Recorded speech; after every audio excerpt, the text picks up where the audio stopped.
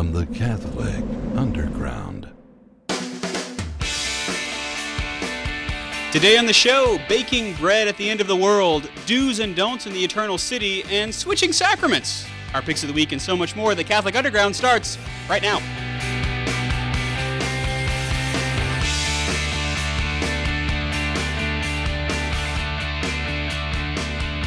It is time for the CU Weekly. We're cutting through the noise of the digital continent. It's episode number 294. I am Father Chris Decker. If you're listening live, you can join us in the chat room at catholicunderground.tv.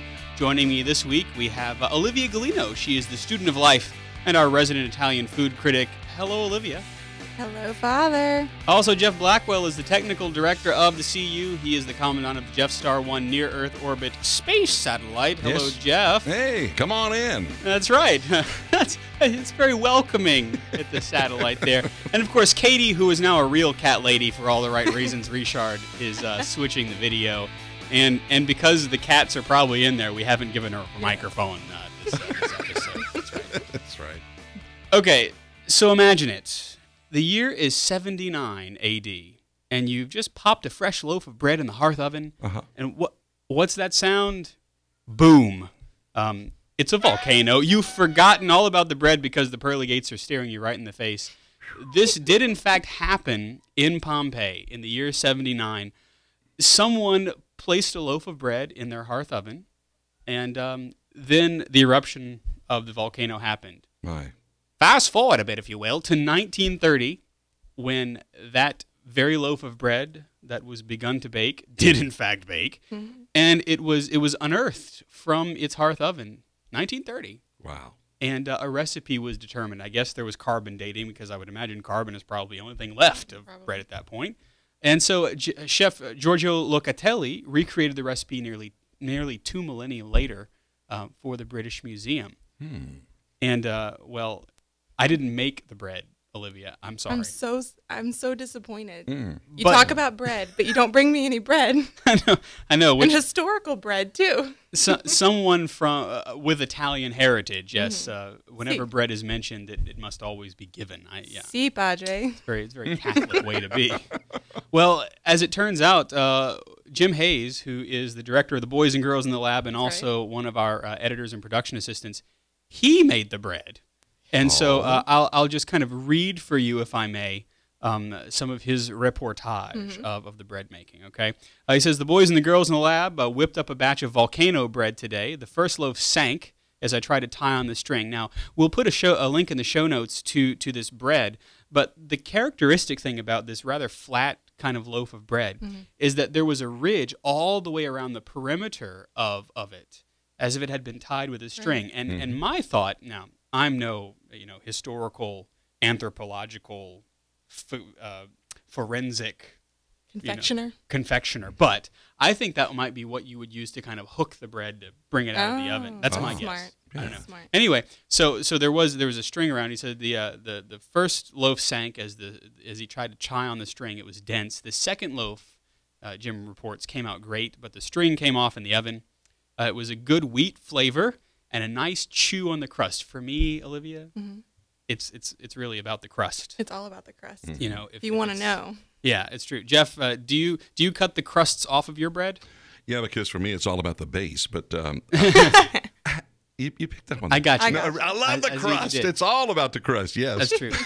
But there's that important interplay between the flakiness or the crispness of the crust, the crunch, yes, and then the not quite doughiness of the center. The fluffiness. It is a fluffy thing. I think that would be appropriate. So and Jim actually has credentials to bake this bread, right? Oh. He says Little did we know. Little did we know. He's a man of many talents, apparently. So he said, good wheat flavor, nice chew on the crust.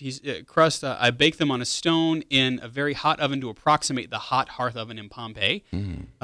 Jim was actually a baker / pastry chef for about 14 years. Wow. Okay. So that's why Olivia is salivating a little bit. She's drooling over the thought of all. Why the doesn't things. he live here? I know. Jim actually he commutes from California digitally. Yes. Yeah. So sad. So Jim and the kids enjoyed that bread.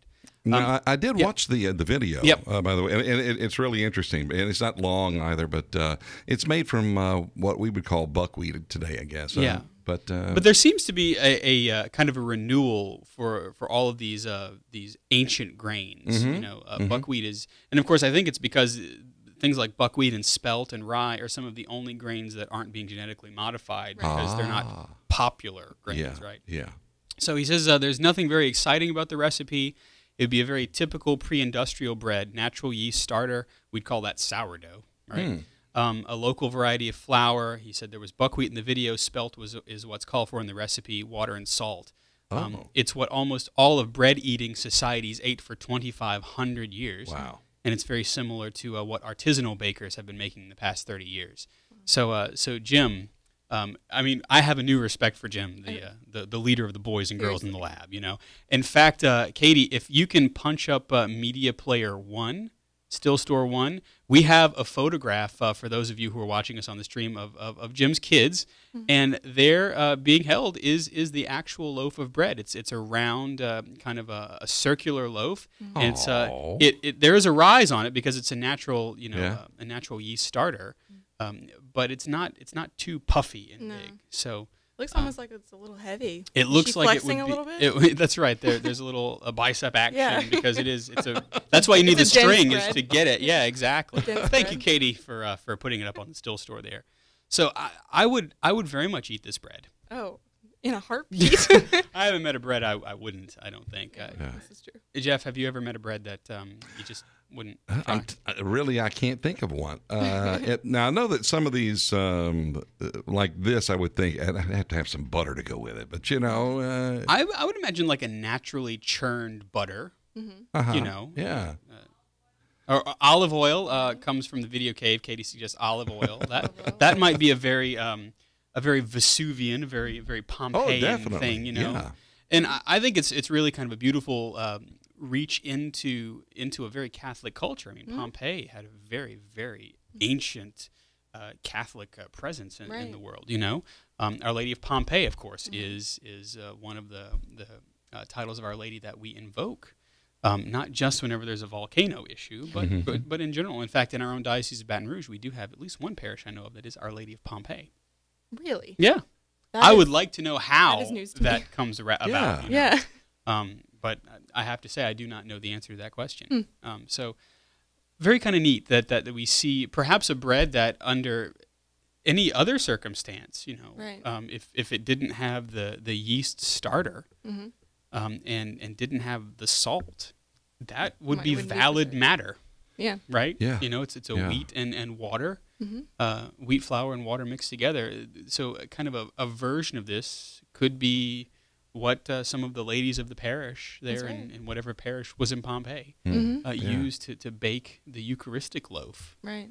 So it really is, it's something to talk a little bit about historical bread in the abstract, but it's another to see it in the oven in 1930 and then say, you know what, we're going to recreate these recipes. Yeah, and what I found interesting is the link that you'll have in the show notes at CatholicUnderground.com. You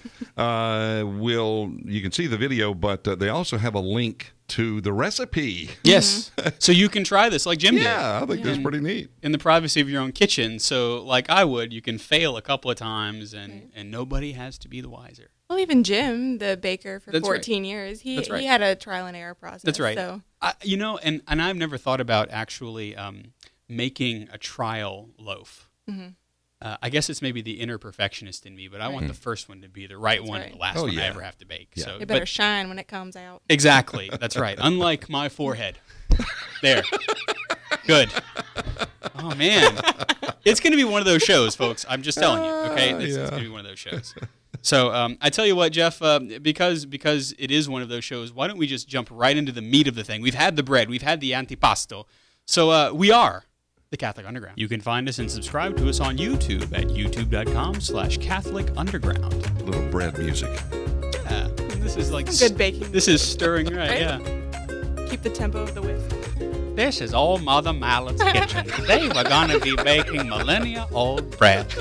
Do you have your sourdough starter ready? You are listening to the Catholic Underground. We are online at CatholicUnderground.tv. I am Father Chris Decker, Jeff Blackwell, Olivia Galino. Katie Richard, Cast of Thousands. We're going to look a little bit more about what's going on with a change in the order of the sacraments by some bishops. But first, we thought that we'd take a little bit of a pre-pilgrimage to Rome, because it is pilgrimage season. It's getting to be. Yes, it is. We're in September. October is when a lot of pilgrimage groups go over to the Eternal City because the weather is kind of nice in October, and so Regina Magazine has the do's and don'ts when you go to Rome. Yeah. And Jeff, you might think that it's like any other city. You get on a plane, you get off the plane, you find a taxi, and you go where you want to go. But Rome is a very beautiful and specific city. It really is second to none on the earth. And now we know that Romans can kind of cope with anything. They're very very kind of fluid people. They can roll with anything because the city itself, it's not a new city. I mean, the new stuff in the city is almost 1,000 years old. Yeah. And so they've been a target for tourists, a target for barbarians. And the Romans have managed to remain inscrutable throughout it all. They have. And so they're kind of unsinkable. That being said, though, if you plan a visit to the Eternal City, Regina Magazine says you should have a couple of rules in mind. And I actually, whenever somebody is preparing to go to Rome, I always do this. I say, prepare yourself by watching some popular culture movies. I know that that Roman Holiday is one of the the most popular classic one. Yeah, that's it's Audrey Hepburn. Yes. Who plays? Is she the princess? Yeah, she's Princess Anne or something. I forget her name, but she's Princess Anne, and she's tired of being a princess, and so she takes a Roman holiday. As one does, right? It's so exhausting. And she falls in love, and in the midst of falling in love and all of that, you see a good bit of the city. Yeah, they do a really good job of canvassing a lot of the main sites in Rome. And of course, that was a movie from 1953, and so it was not taboo to show the Catholicism of the city of Rome. Because you can't. That's one thing about Rome, is you really can't divorce the city of its Catholicism, because the very bones of the city, literally, are Catholic. And so when you show the city, I mean, you can show the Colosseum, but you generally also will see many, many steeples of churches and cupolae as well. And so preparing yourself by some of these films. Of course, there are a lot of good religious themed films as well. I don't know, have you seen The Cardinal? The film The Cardinal? Not. That's a good one on the list. Jeff, you've seen The Cardinal. Yes, your recommendations, matter of fact. Oh, yes, indeed. It was very good. And so it's yet another one of those that gives you kind of a tour of Rome about it's looking back on the life of a man who was just named a cardinal. Yes. And so all of the things that happened in his life while he was a student in Rome, but also it sheds an interesting light onto what was going on in the United States theologically as well, because that movie is from 1963. And so what was happening in 1963? Well, the Second Vatican Council was happening. And so you get a really interesting look at what was happening in Rome, but also what was happening in the United States, some of the things that come up that this young priest has to deal with. Father Fermoil, I believe is his name. This young priest has to deal with are very much of the time. Let's see, what else have we got? The Scarlet and the Black is another one of my favorite films. It stars Gregory Peck as the Monsignor who hid just about anybody who wandered into Vatican City during the Second World War, whenever the Germans had taken over the city of Rome. And so you get to see a lot of Rome in that film as well. Let's see. Was that based on the Umberto Eco novel, or is that? Nope, that's The Name of the Rose. Yeah. But which I don't think The Name of the Rose that is based on the Abbey of Cluny in France. But still. Pretty good movie. Yeah. Yeah. So prepare yourself, right? Prepare yourself. The second thing, Olivia, is don't expect the Romans to speak English. Oh, see. When in Rome. This is so true. Yes. I mean, it's a big city. Like, you travel around in Europe, and if you go to a large metropolitan area, you find someone who's under the age of 30, they probably are going to know some basic English. I mean, depending on the city, they might know more versus others. They might know less. But Rome is definitely one of those cities where you catch a lot of flies with a little bit of Italian honey. And by that I mean, if you at least try to speak Italian, they may look at you sweetly with the kind of, oh, how cute.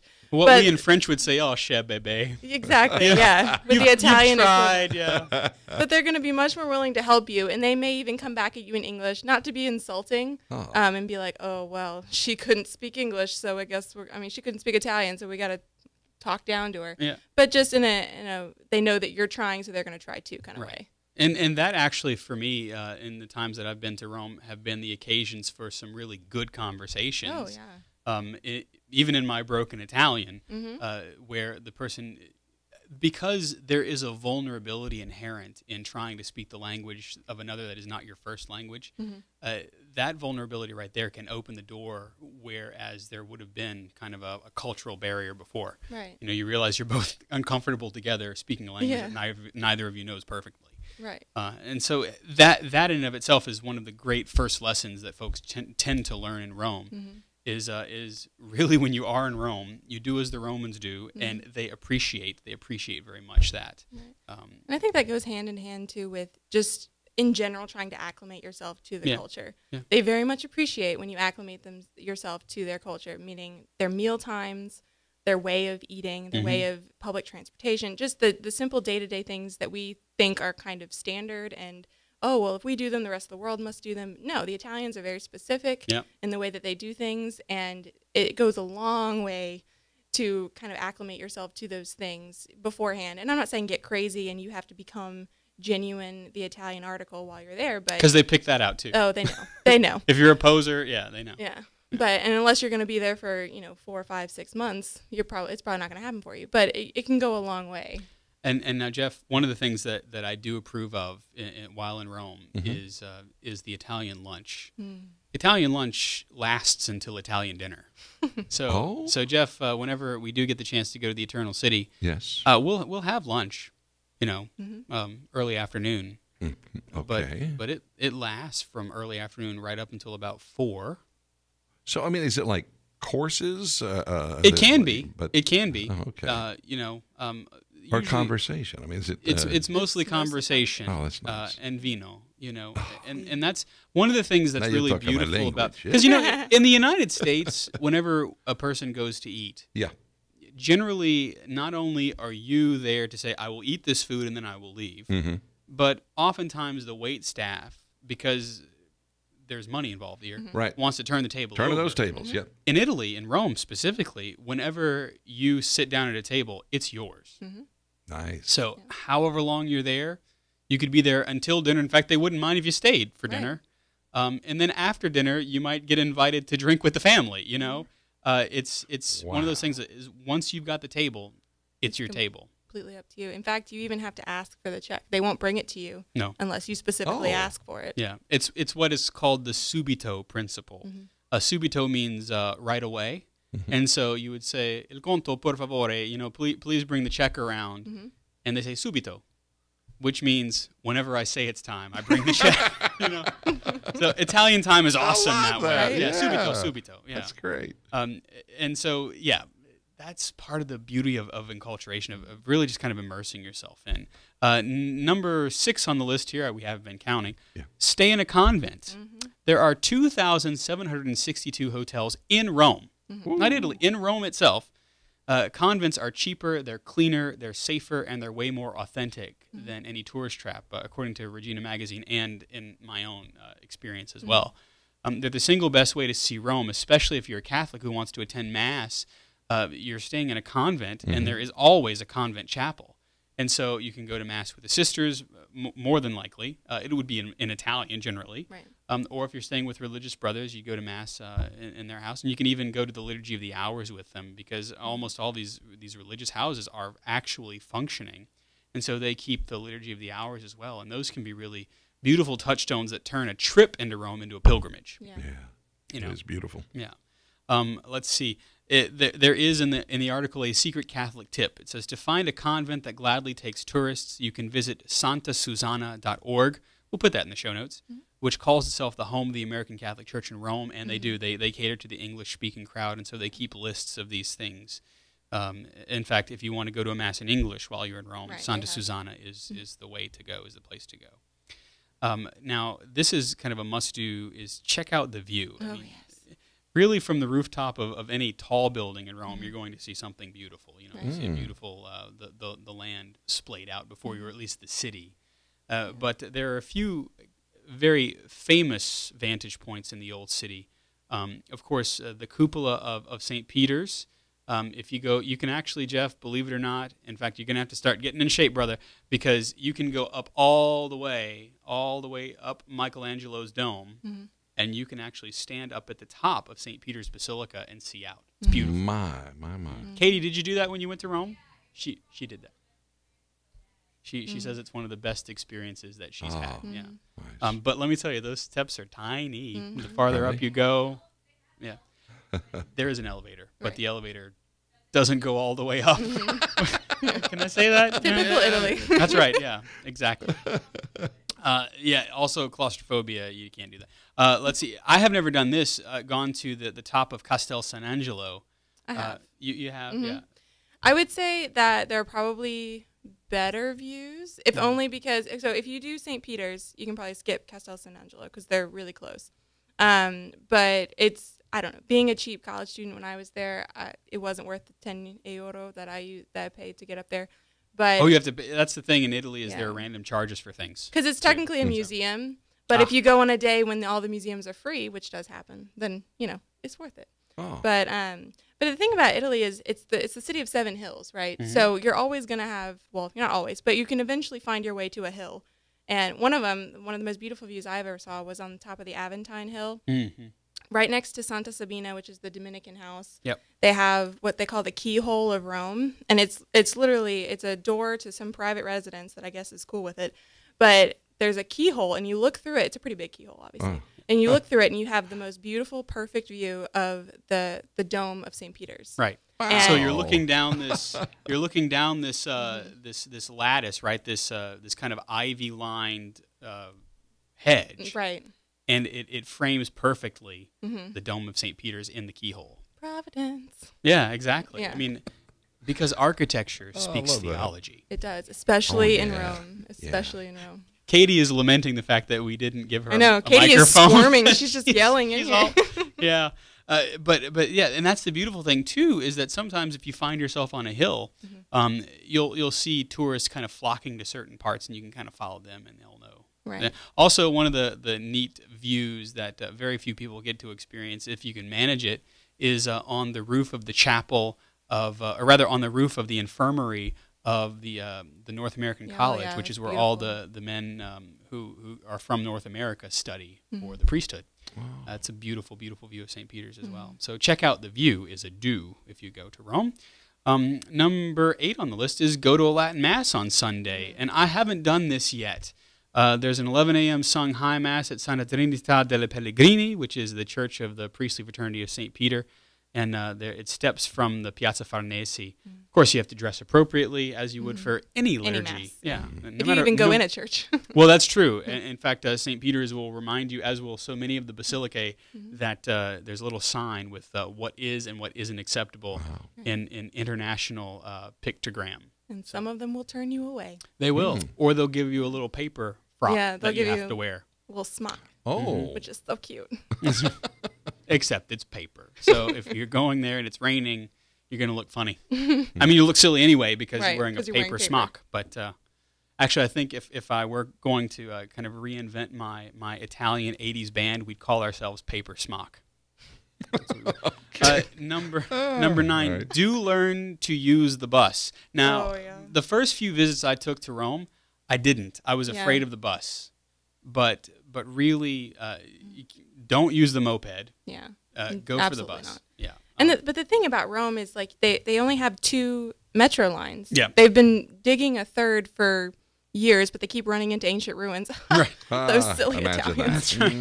So they only have 2 metro lines, and they kind of form like a V, and the city is in the middle of all of that. Yeah. So really, you get into the city, and then you are kind of left to yourself. So the bus is, while confusing, are really worth your time. Yeah, in fact, there is a great app on the iPhone called Roma Bus. Really? And it's actually getting better since I used it last, which was a couple of years ago.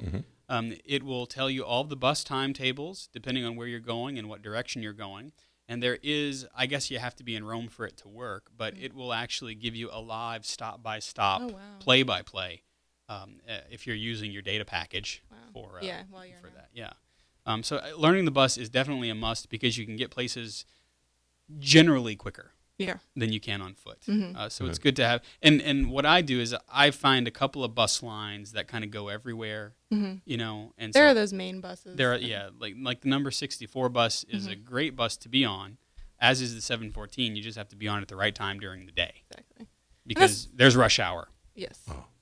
And that's not to discount walking either, because I found some of the best places I've ever eaten in my life by getting lost in an alley, which sounds a little sketchy, but that's how you find good places to eat. That's right, exactly. And some of the best places to eat are the ones that don't vie for your attention. Oh yes. They've been there since in fact 1022, and they're not going anywhere. So whether you happen in or not.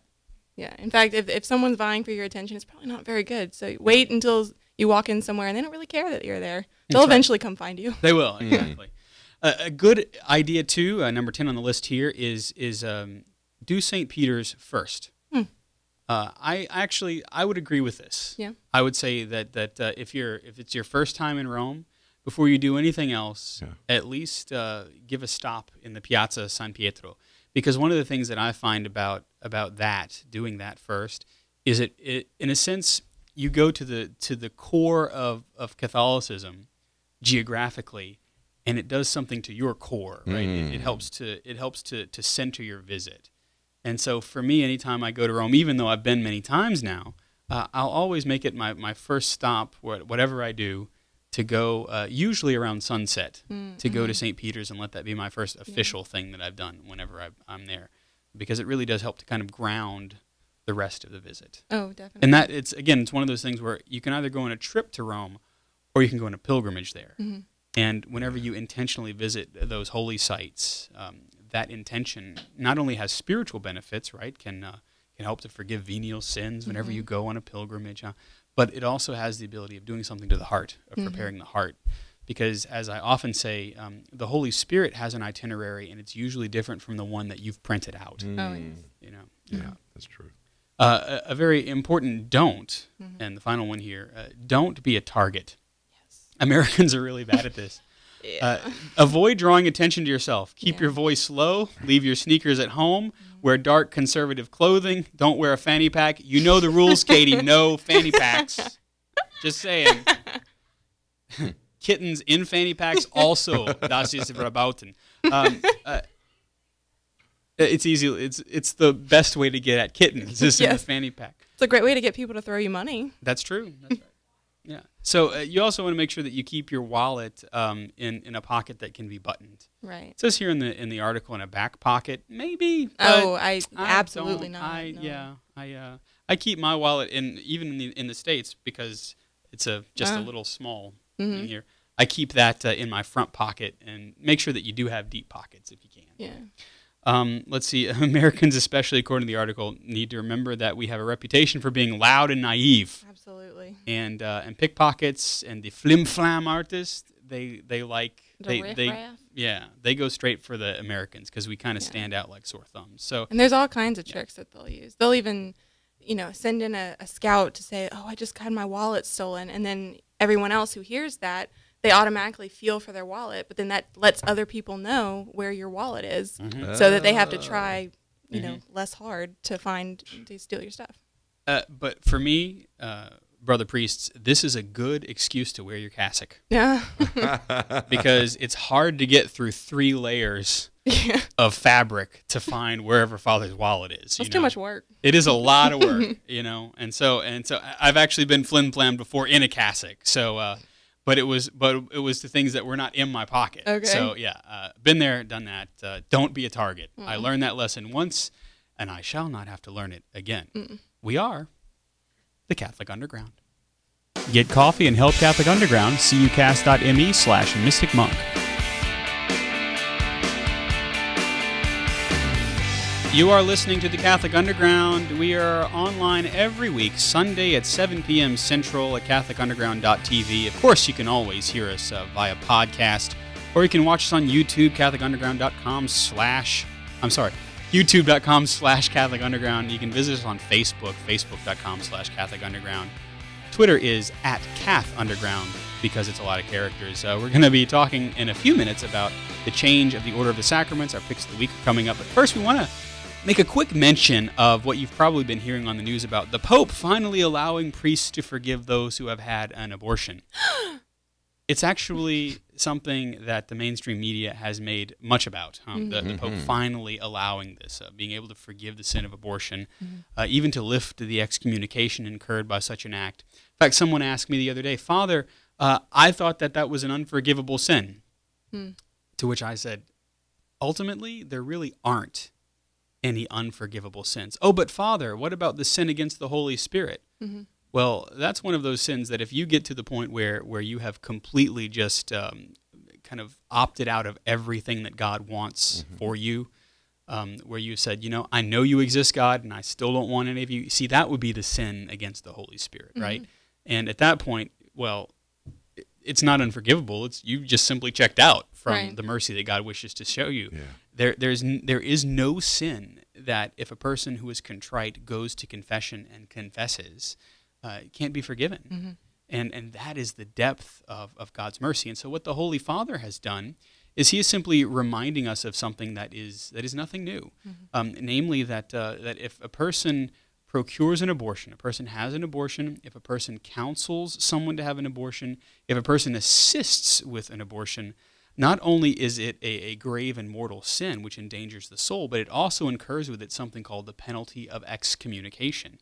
And that is wherein the person is excluded from the sacramental life of the church, and if they persist in it, they are excluded from the kingdom of heaven. And it's one of those things that is often misunderstood, but it is a penalty. Okay, so for example, you might think of Jeff, a soccer game where the red card is thrown down. Yes. And you have to go into a penalty box or something like that, right? You have to sit out the game. The reason that red card is thrown down and you have to sit out that part of the game is because you've done something that not only is wrong, but also carries with it a penalty that is incurred so that you don't do it again. And that's what an excommunication properly understood is. It is a penalty that is medicinal. It is meant to say, whoa, not only was it sinful, but this is something that you can't actually come back unless you realize the gravity of what you've done. And so then the penalty, in addition to the sin, can be lifted. Ordinarily, those types of excommunications, which we call latae sententiae, which are basically by virtue of the act that I've done that is inherently sinful, I excommunicate myself. Those types of excommunications can only be lifted by a bishop. In some cases, it's the Pope. In many cases, it's the local bishop that can lift those excommunications. And in this particular case of abortion, many priests actually have the faculty to lift that excommunication that's given to them, extended to them by their bishop, because it is such a kind of a hot topic, And so if someone comes into the confessional, in many cases, in many dioceses, a priest has the ability to lift that excommunication. The Pope is simply restating that there is delegation, especially in this year of mercy, for all priests to be able to lift that excommunication. So it's nothing new. There's not only is there no new sin under the sun, but there's also no sin that can't be forgiven by God's mercy. And that's why he gives us the sacrament of reconciliation, so we can hear it, so that we can encounter the voice of the Lord through his priests, through his church, through her sacraments. And so I'm always, that gives me the tingles, because I love extending God's forgiveness. Absolutely, because I know that I have to go to confession as well. And I know how much in need of God's mercy and God's forgiveness I am as a priest. And so to be able to be an instrument of that is really awesome too. So I think I got excommunication. You did. Right. Beautiful, Father. Yeah. Okay, because that was a long segment with just my face. Anyway, and just the dulcet tones of my voice. There is something else that is slowly kind of cascading across the dioceses in the United States, and it's basically a changing the order of the sacraments. The Archbishop of Denver, Samuel Aquila, has changed the age of confirmation. What changed? Well, the standard age of confirmation is being lowered in his diocese to the 3rd grade. and confirmation will be given before and not after First Communion. And the Archbishop himself explains that one way to do this is to, quote, is to make available every sacramental grace the Church has to offer to children who have reached the age of reason. And canonically, we understand the age of reason as 7 years old. That's the canonical age of reason is 7, and ordinarily that's when a child would make their first reconciliation, they'd make their first communion, and then eventually they would make their confirmation. He says, quote, "This is profoundly important because we live in a different spiritual terrain than our parents and grandparents did. Indeed, the spiritual landscape of modern American society underscores the need for children to receive grace earlier," unquote. And I tell you, Olivia, to me, the notion that confirmation is exactly that, is an opportunity for the Lord to give grace, is perhaps the most important part of understanding why this change would take place. Oh, most definitely. And really, because it's such a tender age. I mean, he made the point about our society really needs that infusion of grace earlier. And so we're reverting back to the traditional order of the sacraments, or at least he is in his parish and others in theirs, or diocese rather. And I mean, it's really true, especially when you think about the fact, and I think they get to this point later, about when a lot of teenagers don't get confirmed in the 10th or 11th grade or whatever it is, then they're really missing that grace of the Holy Spirit. Yes. And it's necessary. That's one of the tenets of our faith, that we believe that we need grace in order to, that's what grace is. It's a participation in the divine life. And so if we're lacking that grace, then we're lacking the ability to more fully participate in the divine life. And that's a big deal. That's monumental. That's life-changing. And so right. I think that it's so beautiful that they're not correcting it to say that it was wrong before, but just they're realizing that there's a problem, that there's something that we can fix, that we can help to remedy, and they're taking the steps to do it. I love it. That's right, and we'll talk about in a minute why that is. It's important to note that Pope Benedict XVI approved of the change of the order of the sacraments. In fact, in 2012, the same Archbishop, whenever he was the bishop of the Diocese of Fargo, the Pope told the Archbishop, quote, "You have done what I always wanted to do," unquote. And of course, in your head, your little head Benedict is saying those words, and for Olivia being incredibly cute while doing so. He's so cute. And so, why is the bishop calling this a restored order? You might, in fact, it's interesting. Whenever you see it listed, usually you see the sacraments of Christian initiation, baptism, confirmation, Eucharist, right?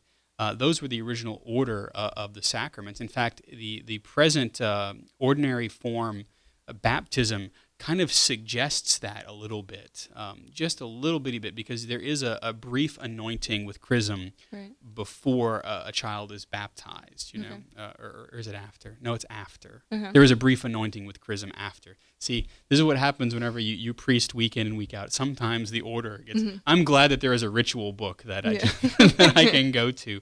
But there is a hint of it.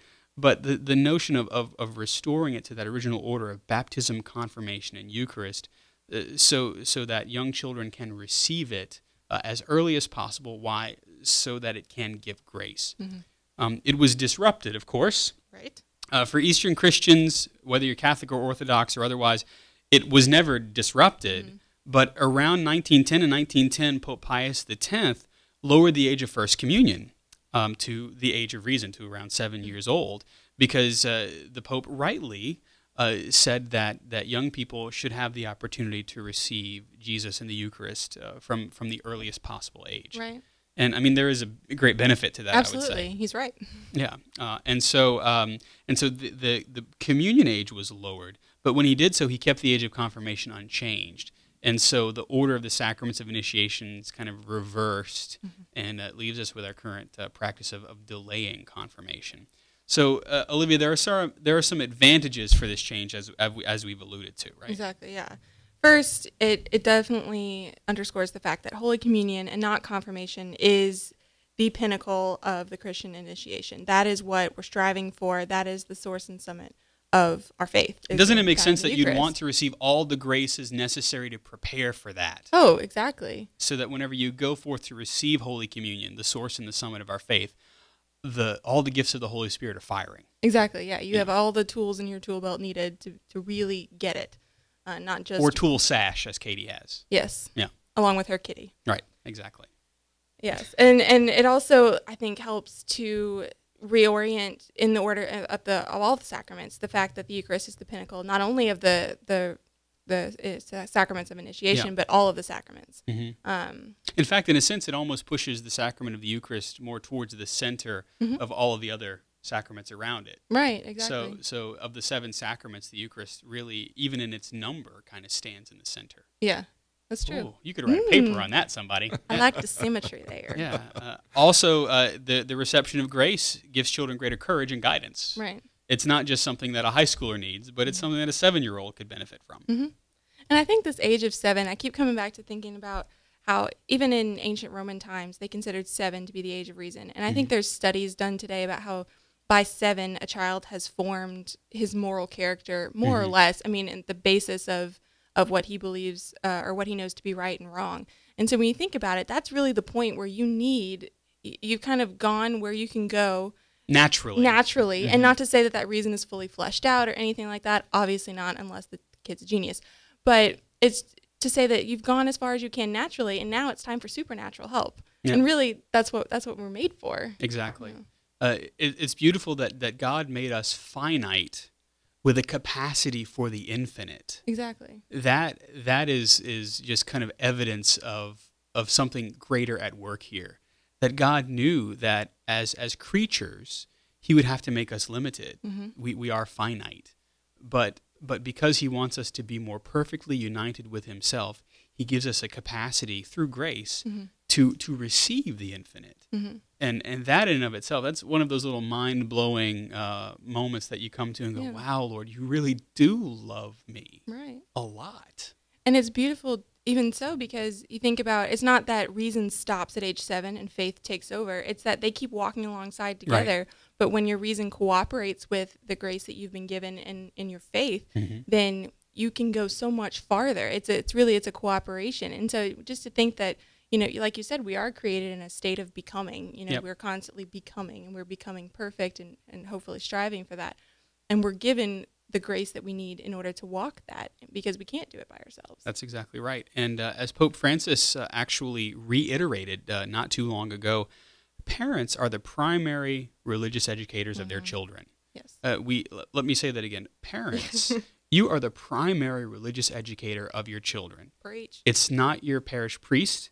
It's not the CCD volunteer who teaches the parish school of religion. It's you. You are the primary religious educator of your children. And one of the things that the advantage perhaps of changing the order of the sacraments back to the original order is that it gives an opportunity for a parent to claim that rightful place. Imagine if a child is confirmed at 7 or thereabouts, what the parent then can do, rather than just kind of say, well, go to catechism class. Right. All of a sudden a parent has the opportunity to kind of engage in a more eager and a more organic preparation for the Eucharist and then the rest of the life. I mean, imagine if at 7 I have been confirmed, and at 7 you're still a child and you don't quite get all the intricacies of how grace works and what it does. Well, if I'm a parent and I'm an adult, it's my job to help introduce you to how the gifts of the Holy Spirit are at work. You already having those gifts. Exactly. Yeah, it's a parent teaching a child, you have this gift, this is how you use it. And coming from the standpoint of someone who has already had that grace of the Holy Spirit for 20, 30 years. Yep. You're a Catholic, Harry. If only. And then, of course, there's the big bugaboo of youth ministry. Now, okay, I don't know if this is the case in your parish or has been in your experience, but it was in mine. Confirmation was kind of the hook. Yeah. In our diocese and in my own upbringing, 11th grade was the year of confirmation. And so you would go through CCD, and the whole thing was, well, we got to get you to confirmation prep. We got to get you to confirmation prep. And then after confirmation prep, well, you can, have fun, bye. You can do what you want. You might want to. I don't want to be part of the youth group, but you could if you want. All of a sudden, a lot of these kind of optional things tend to take place. But if you have a youth ministry program that is is cohesive, that exists before confirmation and after it. And if you move that confirmation a little bit earlier, all of a sudden youth ministry doesn't have to be a hook, but it can be an opportunity for, are you ready? Discipleship. In fact, in Phoenix, youth ministry took a hit after the change of moving confirmation back. But youth ministry programs that focused on Christian discipleship have managed to flourish. They got rid of the hook, essentially, and they said, well, really, what Jesus asks of us and what Jesus commands his disciples to do is to make more disciples. He commands the apostles to specifically go out and make disciples by baptizing them and teaching them to observe all that I have commanded you in the name of the Father, the Son, and the Holy Spirit. That teaching doesn't go away whenever you're confirmed. In fact, nowadays it's a lot more difficult to fulfill that ministry of teaching as a bishop or as a priest if you've kind of treated confirmation as the bye-bye sacrament. Yeah. You know? And I'll see you again when maybe you want to be married, and that's. Yeah. But the notion of allowing the opportunity for a more organic Christian discipleship is a beautiful thing. Yeah, using it for what it's supposed to be. That's right, and I mean, I wouldn't be here today sitting with a collar around my neck had it not been for good, solid youth ministry, and had it not been for parents who, even though I was confirmed in the 11th grade, had it not been for parents who continued to teach me in the ways of the faith. Just by the manner in which they lived their lives. My parents, extremely faithful people, not because they're holy rollers, but because they recognize the gifts of the Spirit, even though they might not ever say it that way, And I know you've probably had the same experience, too. Yeah. But then I think you're right that youth ministry then becomes something it's a supplement to what you're already being given. It's not, it doesn't become the end-all, be-all of sacramental preparation. It becomes like a handy, appendix. I don't know. That's right, an appendix that you know what it's for. No, yeah. and I think that's it. Is that religious education, parish-wise, as well as youth ministry programs, are supposed to be a supplement to a life of faith that's already being lived, and not as something that should supplant a life that's being lived. Because sometimes I mean, it's been my experience that youth ministry constantly feels like it has to go towards the jugular vein of saying, kids, you know morally what you should be doing, right? And not all youth ministry is that way, but it would seem to me that if youth ministry properly understood is a supplement to the faith life, it should just simply be a reminder that this is what we're called to be. This is who we are called to be. We belong to God. We are His. We live for Him. We live for Him first. Then I don't think that some of the moral statements would be such a shocker. Especially in a culture where our young people are very much looking for the right thing to do. They are. They're looking for that. Even Jeff is looking for the right thing to do, right? All the time. All the time. Other dioceses that have restored the order include the Diocese of Saginaw in Michigan, Great Falls Billings in Montana, Portland, one of them, in 1997, Spokane in 1998, Fargo, Gaylord, Tyler, Phoenix, and Honolulu in this year of 2015, in which we are coming to you, unless, of course, you're listening to us from the future, which you might be. I don't know. There's one thing that we don't want to do in the future, but we'd like to do it now, and it's that portion of the Catholic Underground that we call... The CU Pick of the Week. For our first CU Pick of the Week, I don't know, why don't we go to Olivia? Oh, Yeah. why don't we do that? Yes.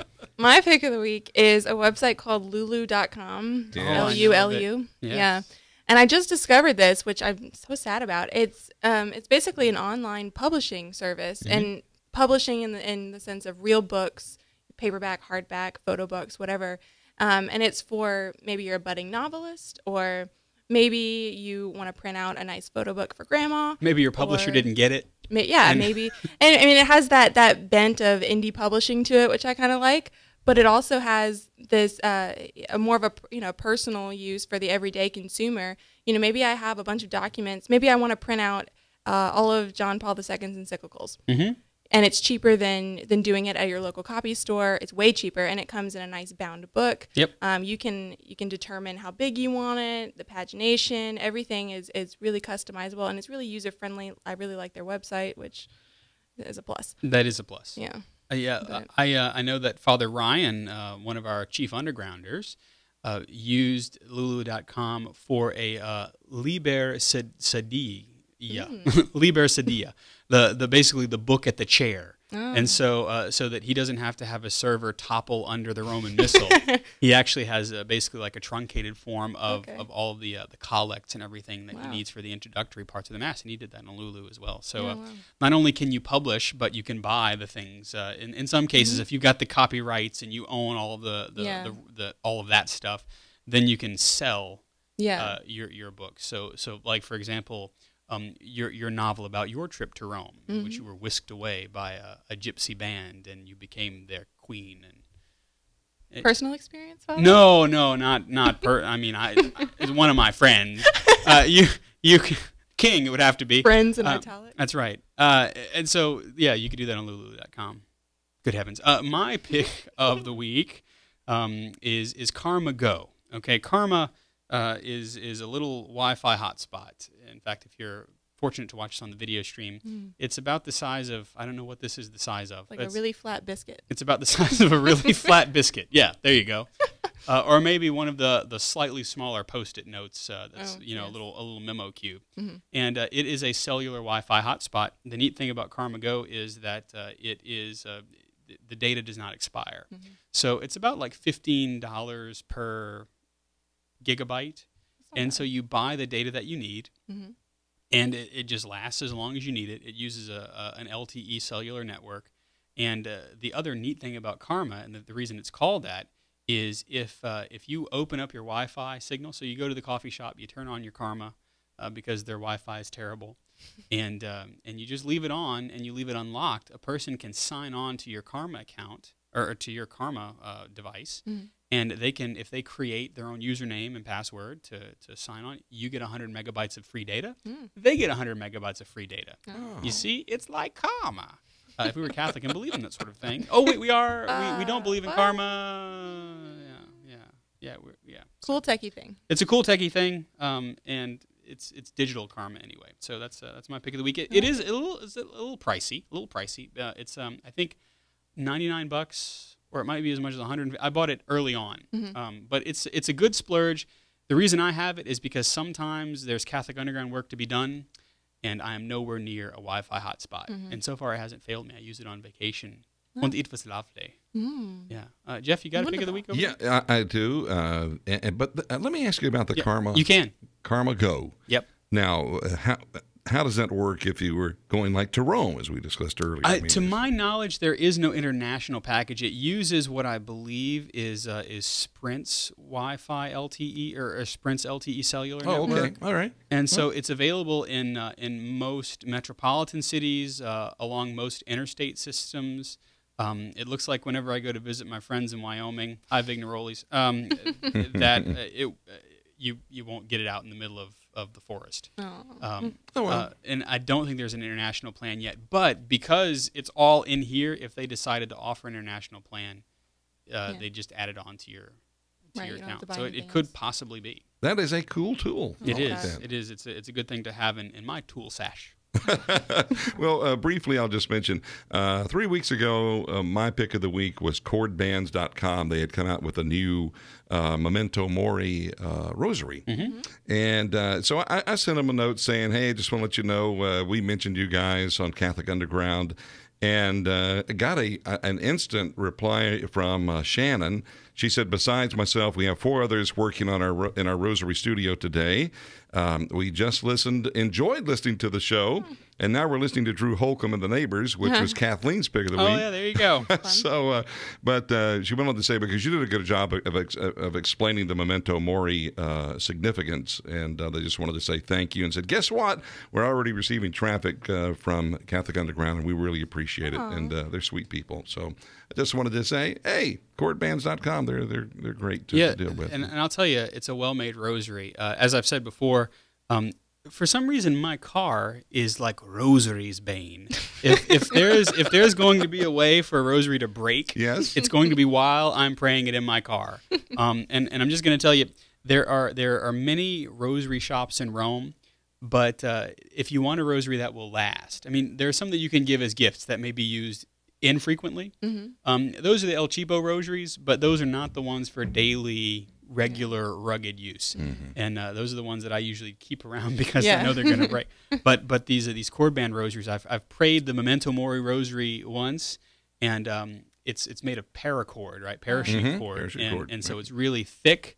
And they've tied the beads in such a way where you can move them down the cord, which for me is a real important rosary accessory. That's primo. You know, it is. That's how you know you've done it right. Yes. So you know quality. So you know quality. You want a quality rosary, and so just aces all around for this rosary because I prayed it once. It's thick, so I mean it's a thick rosary. Yeah. And that's if there were to be a drawback while driving, it can be difficult to have anything other than a dainty rosary in your hand. But you can make it work, you know, because it's still, if nothing else, you can hook it to the car wheel and use it to steer. That's you know? right. So anyway, a good rosary to pray with, and thank you, Jeff, for giving me your free rosary. Oh, yeah. That was very kind of Well, you. So sweet. you explained it. And, Right. No. Anyway. So that's our picks of the week. If you have a pick of the week, you can always email them to us. Backchat@CatholicUnderground.com is the way to go. You can also go to Facebook.com/CatholicUnderground and let us know what your pick of the week is. Or if you go into our show notes at CatholicUnderground.com, you click the latest episode, there's a little box there where you can comment maybe what some of your picks of the week are. Or maybe you got one of those core band rosaries and you want to let somebody else know how awesome they are. You can do that in the chat room as well. Nice. You can also tweet us at Cath Underground. It's one of the things that I try to remember to check. At Cath Underground is the way to do that. As always, Jeff, we thank those who support us with prayer and with every other thing that they do. Indeed, we do. And portions of the Catholic Underground are brought to you by audibletrial.com/Catholic Underground. That's audibletrial.com/Catholic Underground. And also by Mystic Monk Coffee. More information at CatholicUnderground.tv. That's right, at CatholicUnderground.tv. You can see all the ways in which you can become an undergrounder. You can join the growing number of supporters of our apostolate. And I just thank you personally for all of you who do pray for us. We're still here, almost 10 years down the road since where we started, you know. Wonderful. And certainly we thank you for those of you who have financially supported us in the past and will continue to do so in the future. We're able to pay our bills because of you. There's no other money. We don't shake Olivia down, you know, for her pockets after the show. No, we don't do that. But we do rely upon you. We do charge Katie admission. But we charge Katie admission, but unfortunately it's in cat food, so none of us eat that. I know. If you'd like the show notes that accompany this episode as well as the podcast version of our show, you can head over to CatholicUnderground.com. If you want to, you can sign up for our live show notification by following @CUTV Live on Twitter. Our panelists have been Olivia Galino. She's at OM Galino. Our technical director is Jeff Blackwell at Jeff Blackwellis on Twitter.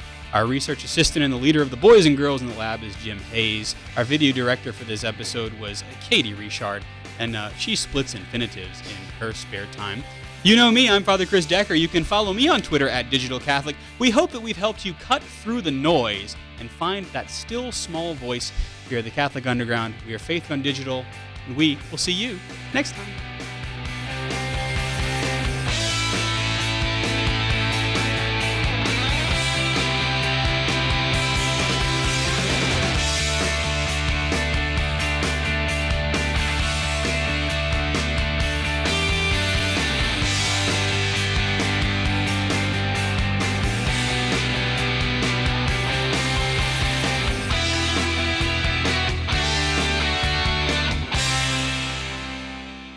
From the Catholic Underground.